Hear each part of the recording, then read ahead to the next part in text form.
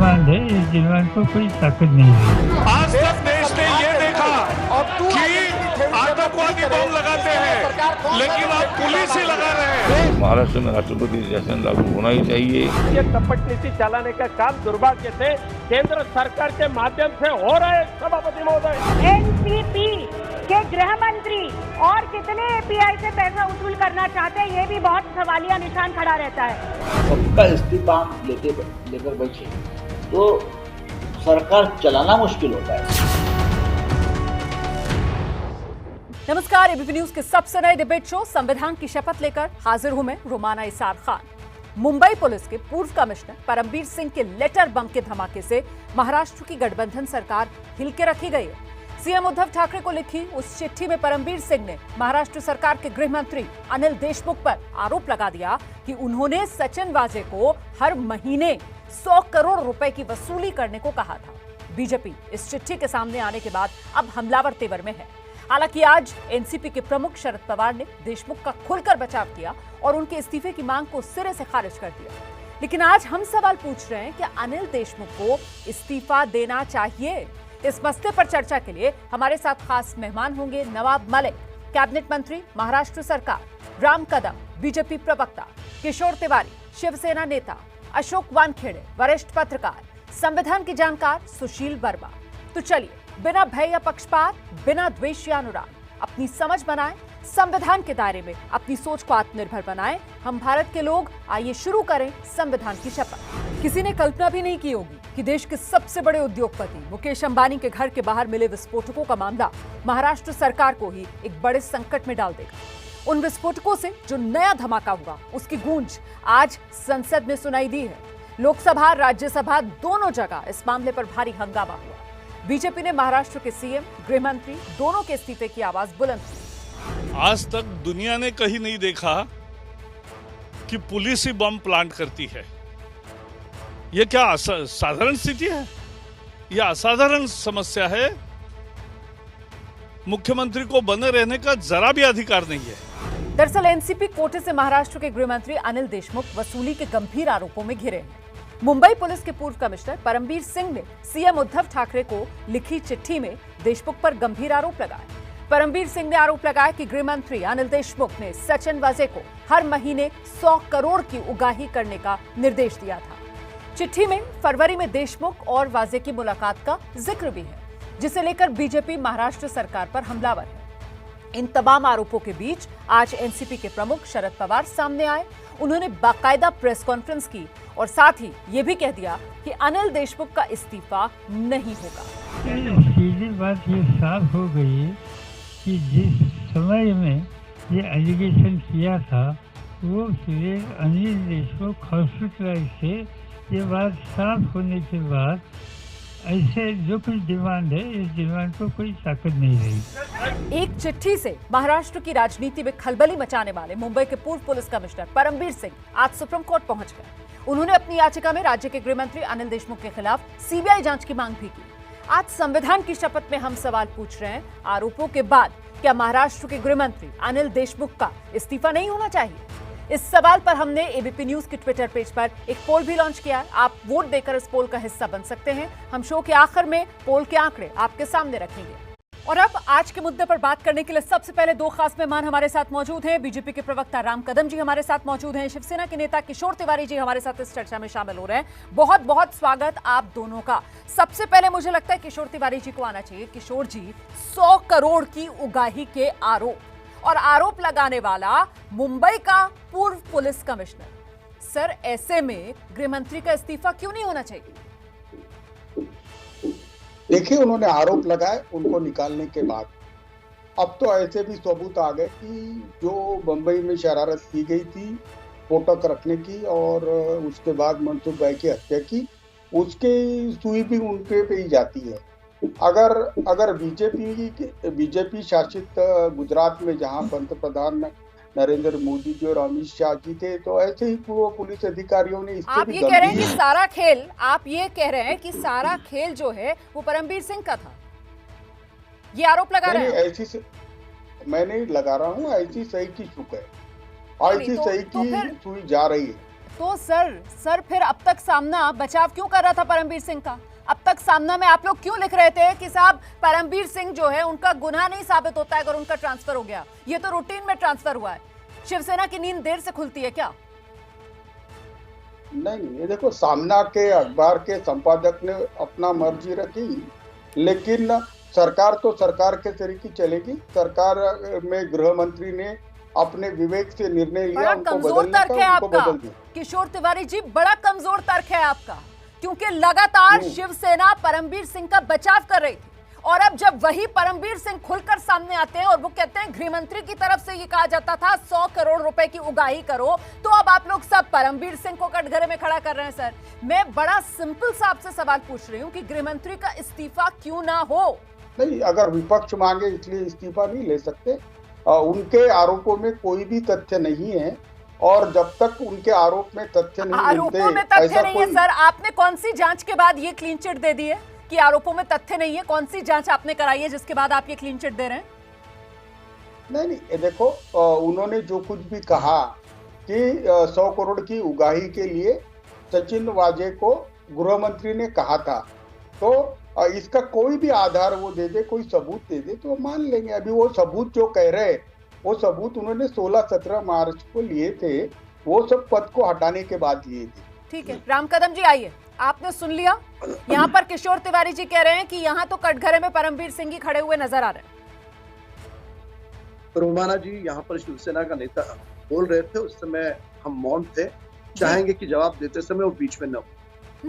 सबसे आरंभ है इस मंथना में बता दूं कि विगत 26 दिनों का जो सारा लेखा जोखा है, उसमें समूचे देश ने देखा कि किस प्रकार से ये तीनों दल लीपापोती करते हुए वाजे गैंग को बचाने का दुस्साहस कर। आजाद भारत के इतिहास में इस प्रकार की घिनौनी घटना इसके पूर्व कभी नहीं हुई। इतिहास के पन्ने टटोले जाए तब भी इस प्रकार का घिनौना दुष्कर्म पुलिस के द्वारा और सरकार के द्वारा कभी नहीं हुआ। सवाल ये उठता है, इनका दामन पूरी तरह से साफ है, इनके मन में ईमानदारी ठूस करके भरी है, तो क्यों नहीं खुल करके कहते कि हो जाए जांच? कुछ भी आप इन्हें कहो, हर चीज को बचाने का प्रयास। अब परमवीर सिंह पर आ गए। यही 3 दिन पूर्व शायद यहाँ शिवसेना नेता का अध्ययन कमजोर होगा। सामना परमवीर सिंह की न केवल तारीफ, पुष्पों का वर्षाव किए जा रही थी। अब जब पुष्पों का वर्षाव कर रही है, वही परमवीर कह रहे हैं कि यह सरकार 100 करोड़ मांग रही थी, तो क्या शिवसेना के नेता उद्धव ठाकरे खामोश क्यों हैं? मैं तो खुद ये सवाल पूछ रही हूँ, लेकिन आपने सुना ना यहाँ पर किशोर तिवारी ये कह रहे हैं, राम कदम जी, उनका ये कहना है कि साहब सामना क्या लिख रहा है इससे उनका मतलब नहीं है। वो कह रहे हैं शिवसेना पार्टी अलग है, सरकार अलग है, और सरकार का रुख बड़ा साफ है कि मामले की जांच एटीएस कर रही है, जांच पूरी होने दीजिए, उसके बाद तस्वीर साफ हो जाएगी। रोमाना जी, सामना अखबार कोई हैंडबिल नहीं है। सामना अखबार शिवसेना दल का, उनका अपना मुखपृष्ठ है, यानी दल की बात कहने वाला वो अखबार है।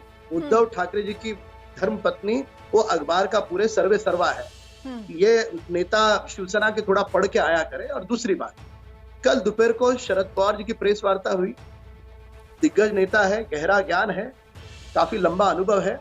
शरद पवार जी ने प्रेस वार्ता में कहा कि पूरी तरह से न्याय होगा, जो भी इस्तीफे का फैसला है महाराष्ट्र के मुख्यमंत्री करेंगे, मुख्यमंत्री लेंगे। बिल्कुल। चंद घंटे बीत गए रोमाना जी। चंद घंटों के बाद घूमजाव उन्होंने करा। उन्होंने कहा कि इस्तीफे की कोई आवश्यकता नहीं। न केवल वे, बल्कि उनके सारे दल के साथी पूरी तरह से पहाड़ की तरह देशमुख के बचाव में उतरे। कौन सा कारण था? क्यों हो रहा है ऐसा? किशोर तिवारी जी, इसका जवाब दीजिए ना। कल तक शरद पवार कह रहे थे कि साहब इस्तीफा जो है अगर चाहें तो मुख्यमंत्री ले लें। आज वही शरद पवार खुलकर बचाव में आ गए हैं अनिल देशमुख के। क्यों सर? किस बात का डर है? अभी और बड़े चेहरे बेनकाब हो सकते हैं, क्या इसकी धुकधुकी है? किशोर तिवारी जी आइए। हाँ, अभी राम कदम बोल रहे थे, मैं बीच में बोला नहीं।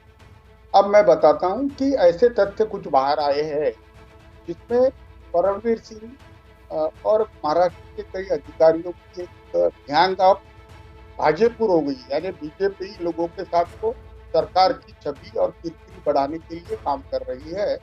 और परमवीर जी ने जो कुछ भी किया तो उन्होंने पहले तो पद का इस्तीफा देना था। एक सर्विंग डीजी अगर सरकार के गृह मंत्री पे ऐसे आरोप लगाता है तो कोई नैतिक अधिकार नहीं है ऐसे पदों पे रहने का। और आरोप भी ऐसे है जिसके कोई तथ्य नहीं है।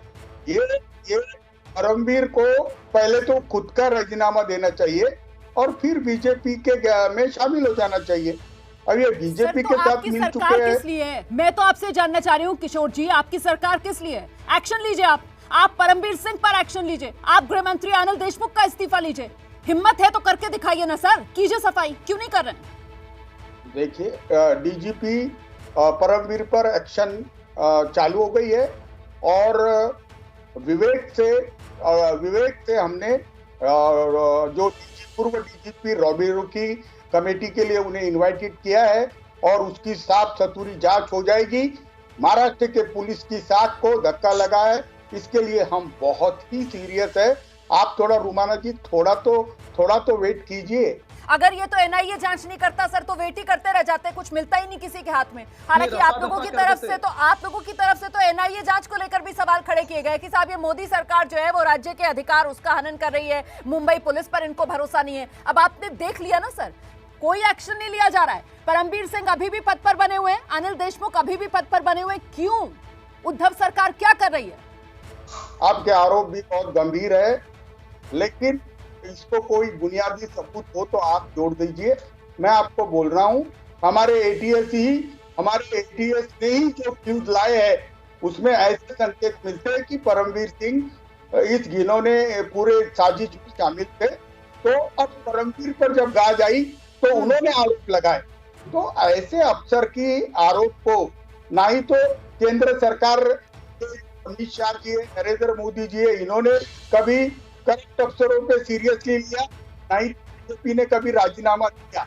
हम भी वही करेंगे। बार बार ऐसे अफसर की बात कर रहे हैं, आप ये नहीं बता रहे देश को कि किस तरीके से इसी अफसर की तारीफ में कसीदे शिवसेना की तरफ से पढ़े जा रहे थे, सामने में लिखा जा रहा था। आप ये नहीं बता रहे देश को कि आखिरकार वाजे को क्यों दोबारा से पुलिस में पद से नवाजा गया।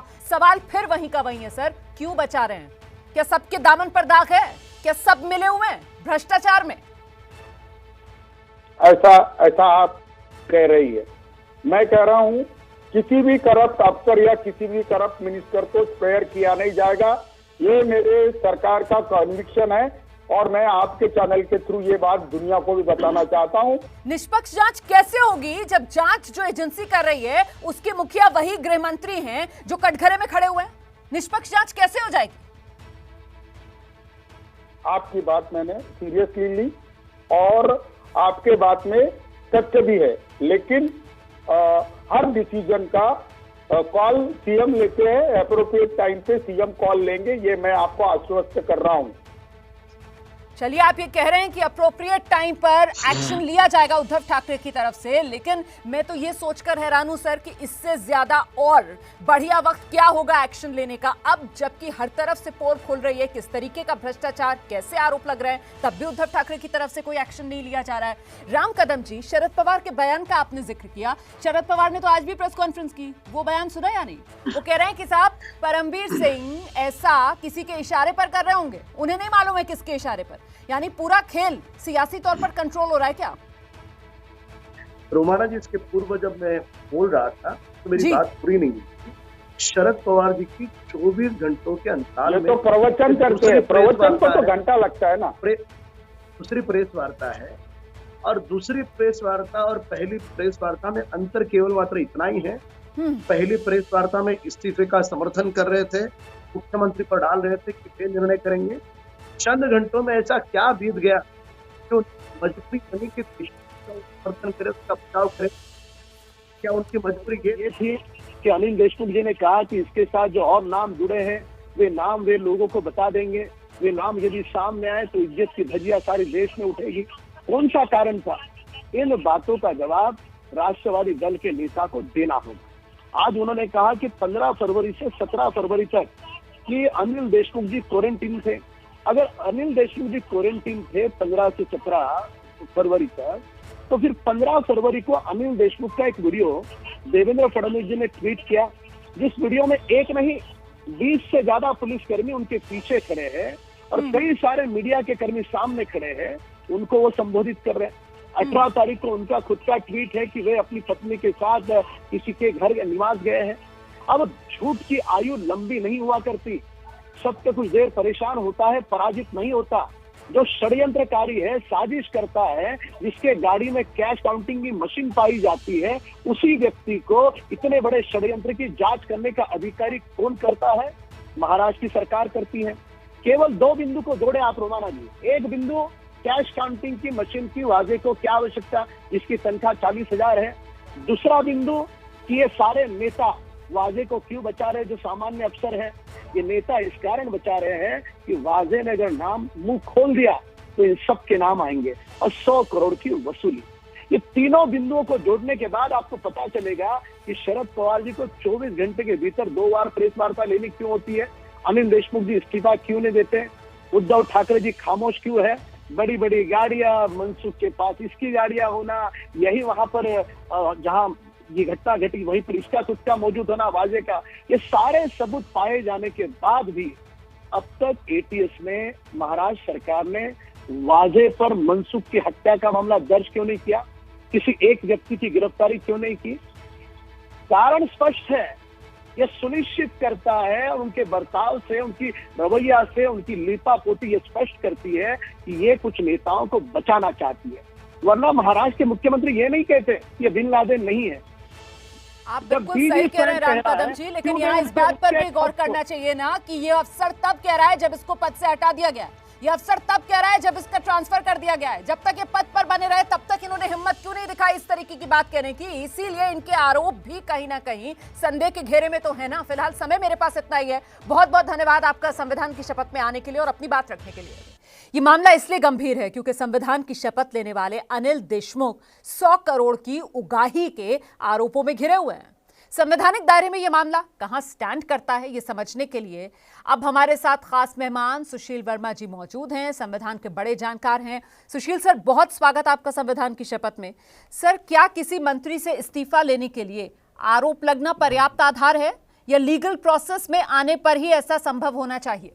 किसी मंत्री से इस्तीफा लेने के लिए कोई आरोप जो है वो पर्याप्त नहीं है, लेकिन जिस व्यक्ति ने लगाया है वो भी शीर्षस्थ स्थिति में है, अपने पुलिस कमिश्नर है वहाँ के, महाराष्ट्र के, मुंबई के, सॉरी।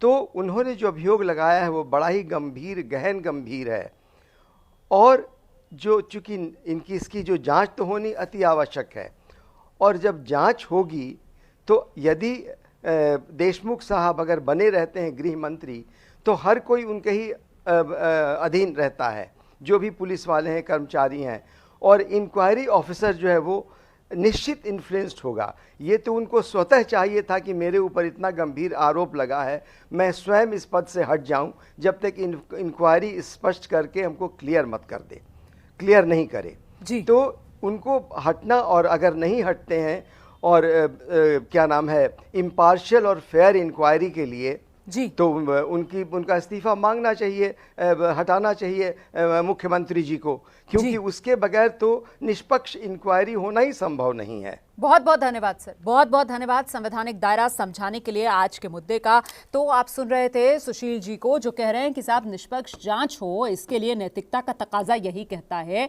कि मंत्री जी को इस्तीफा दे देना चाहिए और अगर नहीं दे रहे तो मुख्यमंत्री को उनका इस्तीफा लेना चाहिए। दरअसल ये मामला अब महाराष्ट्र से बहुत आगे निकल चुका है। आज संसद में भी इसकी गूंज सुनाई दी और अब तो ये मामला पहुंच गया है सुप्रीम कोर्ट।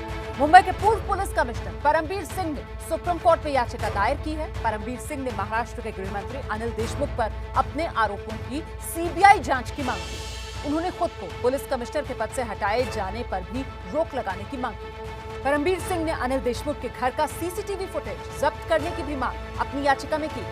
गृह मंत्री अनिल देशमुख के इस्तीफे पर पक्ष विपक्ष में आर पार आपने देख लिया। छोटे से ब्रेक के बाद आज का ये मुद्दा, क्या गृह मंत्री अनिल देशमुख का इस्तीफा होना चाहिए, इसका संवैधानिक दायरा आपको बताएंगे। संविधान के जानकार सुशील वर्मा होंगे हमारे साथ। और अब महाराष्ट्र सरकार के मंत्री नवाब मलिक साहब इस वक्त हमारे साथ मौजूद हैं। नवाब मलिक जी, बहुत स्वागत आपका संविधान की शपथ में। गृह मंत्री महाराष्ट्र के अनिल देशमुख 100 करोड़ की वसूली के उन पर संगीन आरोप, बावजूद इसके अपने पद पर क्यों बने हुए अनिल देशमुख?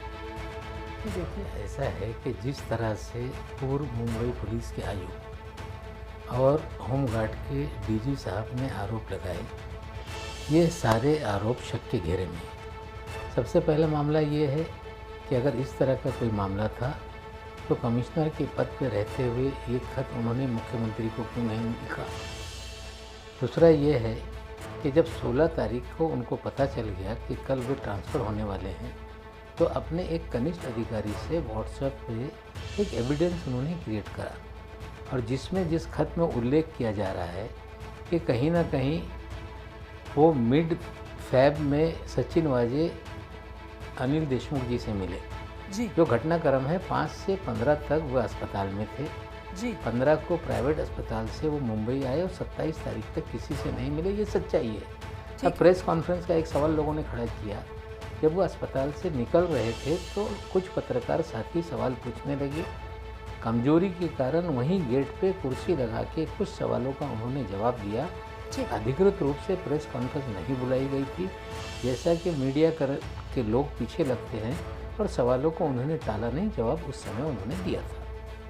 तो सर आप मुझे जी ये संदेह के घेरे में है। नहीं तो आप जो बात कह रहे हैं मैं इसी को आगे बढ़ाना चाहती हूँ। अगर आपको ऐसा लगता है कि परमवीर सिंह की चिट्ठी जो है वो संदेह के घेरे में है, आपने तो बाकायदा आरोप भी लगाया कि परमवीर सिंह किस तरीके से बीजेपी के नेताओं के साथ उन्होंने मुलाकात की, तो मैं आपसे जानना चाह रही हूँ सर कि आपकी सरकार फिर ऐसे अफसर पर कार्रवाई क्यों नहीं कर रही है जो आप ही की सरकार के खिलाफ साजिश रच रहा है?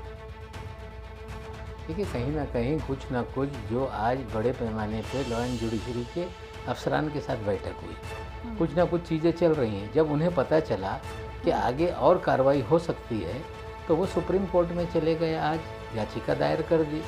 उन्होंने पूरी तरह से जो उनका तबादला है उसी को चैलेंज किया है। प्रशासनिक तबादला मुख्यमंत्री का अधिकार है, कभी भी। तो क्या आप ये कह रहे हैं कि परमवीर सिंह के खिलाफ महाराष्ट्र सरकार आगे और कार्रवाई करने वाली थी, इसलिए परमवीर सिंह ने सुप्रीम कोर्ट का दरवाजा खटखटाया? क्या आप ये कह रहे हैं सर? नहीं, अपने आप को बचाने के लिए चीज़ें वो कर रहे हैं। सिर्फ सरकार कार्रवाई करेगी कि एनआईए के हाथ उन तक पहुंचेंगे, कि एटीएस के जांच में जो मनसुख हिरेन की हत्या है, अंबानी जी के घर के सामने बम लगाने का मामला है, इसमें कितना उनका रोल है, ये सब जांच के दायरे में है। तो कहीं ना कहीं अपने आप को उससे बचाने के लिए सारी चीज़ें डाइवर्ट करने का वो खेल ये तो आप कह रहे हैं सर अपने आप को बचाने के लिए। परमवीर सिंह ने तो अपनी याचिका में लिखा है कि साहब सीबीआई से जांच कराई जाए। परमवीर सिंह ने तो आपकी पूरी सरकार को कटघरे में खड़ा कर दिया है सर। नहीं, ठीक है, ऐसा है कि वो सीबीआई की जांच की मांग कर रहे हैं। मामला अब सुप्रीम कोर्ट में है। निश्चित रूप से सरकार भी अपना पक्ष ये जो भी है सुप्रीम कोर्ट में रखेगी। सुप्रीम कोर्ट उस पर जो भी है वो निर्णय लेगा। लेकिन जो सचिन वाजे को रीइंस्टेट करने का मामला है, ये परमवीर सिंह जी ने अपने अधिकार में उन्हें रीइंस्टेट किया। अब विपक्ष ये कहता है देवेंद्र जी कि हम पे दबाव था कि सचिन वाजे को ये रीइंस्टेट किया जाए। मैंने उस समय एडवोकेट जनरल से ओपिनियन मांगा था। आज मंत्रालय में कोई भी इस तरह के ओपिनियन का पत्र न गृह विभाग से एडवोकेट जनरल को गया, न कोई जवाब आया, कोई रिकॉर्ड नहीं। सीधी रिपोर्टिंग वो कमिश्नर साहब को करते थे। ये सारे सवाल हैं, आज नहीं कल जांच में खुलकर चीजें आएंगी। जब सचिन वाजे का नाम सामने आया था तो सचिन वाजे के बाद तबादला होते हुए हम लोगों ने परमवीर सिंह का देखा। उस दौरान हमने ये भी देखा किस तरीके से गृह मंत्री अनिल देशमुख जो आप ही की पार्टी एनसीपी की तरफ से आते हैं, उन्होंने कहा कि साहब गलतियां हुई। और उस दौरान हमने ये भी देखा कि शिवसेना जिसका मुखपत्र सामना है वहां किस तरीके से परमवीर सिंह के लिए सर कसीदे पढ़ दिए गए। और सचिन वाजे जिसकी रीइंस्टेट करने की आप बात कर रहे हैं सर, हम सब ये भी जानते हैं कि जब वो पुलिस से बाहर था तो वो किस पार्टी शिवसेना का कार्यकर्ता था या नहीं था। और बीजेपी तो ये भी कहती है कि शपथ लेने के बाद उद्धव सरकार की तरफ से जो पहले फैसले लिए गए उसमें सबसे पहले तो यही रीइंस्टेट करने वाला फैसला लिया गया सचिन वाजे को। सर ऐसी क्या जल्दबाजी थी? 2004 में जब ख्वाजा यूनुस के कस्टोडियल डेथ में सचिन वाजे को सस्पेंड किया गया, उस समय शिवसेना तो उनके साथ खड़ी थी, लेकिन पूरी बीजेपी भी सचिन वाजे के साथ खड़ी थी। विधानसभा के पटल में या बाहर बयानबाजी कि ये मुअत्तली जो उनको मुअत्तल किया गया है, मुकदमा उन पर लगाया गया, ये एक साजिश के तहत लगाया गया। ये उस समय का बीजेपी का पूरा स्टैंड था। ये आज विधानसभा के पटल में भी है और सारी मीडिया में भी है। अब सवाल है कि आप ये कह रही हैं कि जैसे ही ये सरकार बनी सचिन वाजे को रीइंस्टेट करने का सरकार ने निर्णय लिया। बिल्कुल नहीं, सरकार ने कोई निर्णय नहीं लिया। कोरोना काल में सरकार बनने के 4 महीने बाद कमिश्नर साहब की अध्यक्षता में एक कमेटी है जो सस्पेंडेड अधिकारियों को रीइंस्टेट करने के लिए निर्णय लेती है। कमिश्नर साहब ने कोरोना जब था अपने चरम पर, उस समय कमिश्नर साहब ने ये फैसला मार्च महीने या अप्रैल महीने के पहले सप्ताह में लिया। पिछले साल कमिश्नर साहब ने अपने जो अधिकार थे उसके तहत उन्हें रीइंस्टेट किया। ये सच्चाई है। ठीक है, अब मुझे आप ये बताइए नवाब मलिक साहब कि मामला सुप्रीम कोर्ट में पहुंच गया है। परमवीर सिंह ने याचिका लगा दी है। अब सुप्रीम कोर्ट में बिना अनिल देशमुख को पद से हटाए अपना पक्ष महाराष्ट्र सरकार मजबूती से कैसे रख सकती है सर? उन्होंने अपनी याचिका दायर की है, सरकार अपना पक्ष रखेगी। सीबीआई जांच का आप लोग विरोध करेंगे या नहीं करेंगे, ये बता दीजिए। सीबीआई जांच का विरोध करेंगे या नहीं करेंगे? या आपको कोई आपत्ति नहीं है, आप बिल्कुल विरोध नहीं करेंगे? अब न्यायालय में कोई याचिका दायर करता है तो न्यायालय हमें एफिडेविट करने के लिए कहेगा।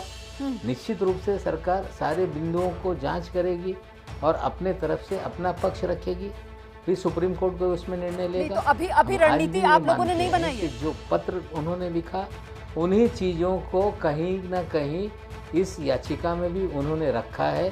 सुप्रीम कोर्ट का जो फैसला है वो आप लोग अपना क्या पक्ष रखेंगे, मैं तो ये जानना चाह रही हूँ सर। सुप्रीम कोर्ट का फैसला तो बाद में आएगा, लेकिन महाराष्ट्र सरकार की तरफ से क्या पक्ष रखा जाएगा?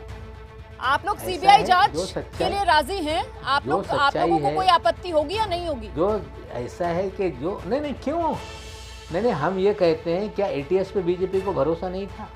एनआईए जांच कर रही है, क्या बीजेपी को भरोसा नहीं? क्या डेलकर के मामले को जिस तरह से वो उठा रहे हैं, कहीं ना कहीं कवच हासिल करने का प्रयास नहीं हो रहा है? होने दीजिए, जो सुप्रीम कोर्ट फैसला करेगा हम मानेंगे। ठीक है सर, चलते चलते आखिरी सवाल, महाराष्ट्र की गठबंधन सरकार क्या अनिल देशमुख पर आकर टिक गई है? ऐसा नहीं है। बेबुनियाद आरोप लगाकर सरकार को बदनाम करना, पिछले 1 सालों में आप देखेंगे, 1.5 साल में, कि ये बीजेपी कह रही थी कि अब ये सरकार गिरेगी, विधायक टूट जाएंगे, सरकार चल नहीं पाएगी। तो सर क्या ये वो पॉइंट आ गया है कि अगर अनिल देशमुख की कुर्सी गई तो उद्धव सरकार गई? सर क्या ये वो पॉइंट आ गया है कि अगर अनिल देशमुख की कुर्सी गई तो उद्धव सरकार गई? बिल्कुल नहीं, सरकार किसी की कुर्सी से आएगी ना जाएगी, लेकिन बेबुनियाद आरोप लगा के किसी को आरोप के पिंजरे में खड़ा कर देना ये उचित नहीं है।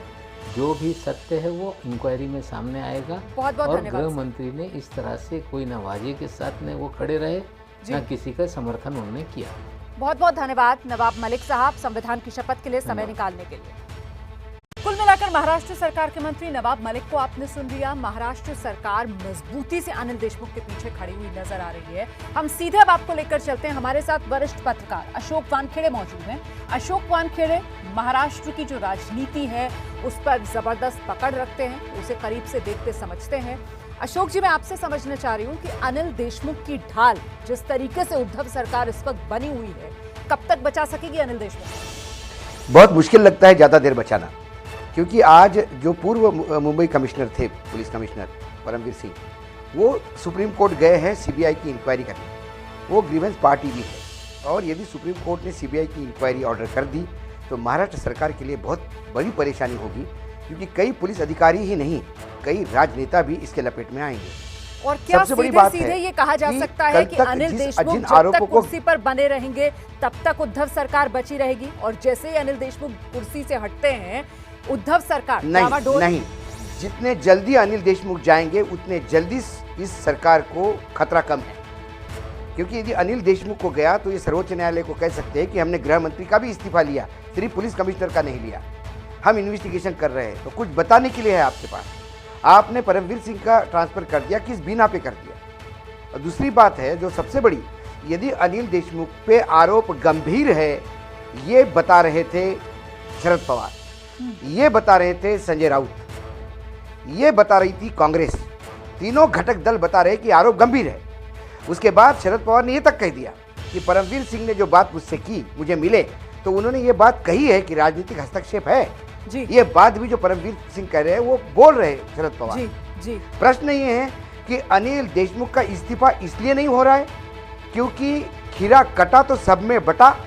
वो जो 100 करोड़ रुपए है वो क्या पार्टी फंड में भी गए, ऊपर तक पहुंचे हैं? और यदि ऊपर तक पहुंचे हैं तो फिर अनिल देशमुख ने क्या धमकी दी कि मैं मुंह खोल दूंगा, मैं अकेला थोड़ी जाऊंगा? क्या शरद पवार महाराष्ट्र की इस सरकार को अभी भी बचा सकते हैं, बाजी पलट सकते हैं? कोई ऐसा पत्ता उनके हाथ में है? देखिए, सरकार के पास आंकड़े हैं। यदि बहुमत की बात हुई तो सरकार को कोई तकलीफ नहीं, सरकार बाकायदा मेजॉरिटी में है। रही सवाल क्या राष्ट्रपति शासन लागू होगा, क्या breakdown of the law and order, ये इशू आता है। ये इशू तब आता है कि मुंबई पुलिस कमिश्नर जो डीजी रैंक का अधिकारी है, यदि वो सीबीआई की इंक्वायरी मांगता है सुप्रीम कोर्ट में और सुप्रीम कोर्ट इंक्वायरी करता है और उस इंक्वायरी में कई मंत्री और कई नेता अटकते हैं, ऐसे में फिर डावाडोल हो सकती है सरकार, क्योंकि इतने मंत्री पे आरोप, इतनी सारी चीज़ें, जब स्केलेटन को जब डब्बा खोलेगा तो इतनी सारी उसमें से निकल आएगी चीज़ें, तो ये डर सबको है।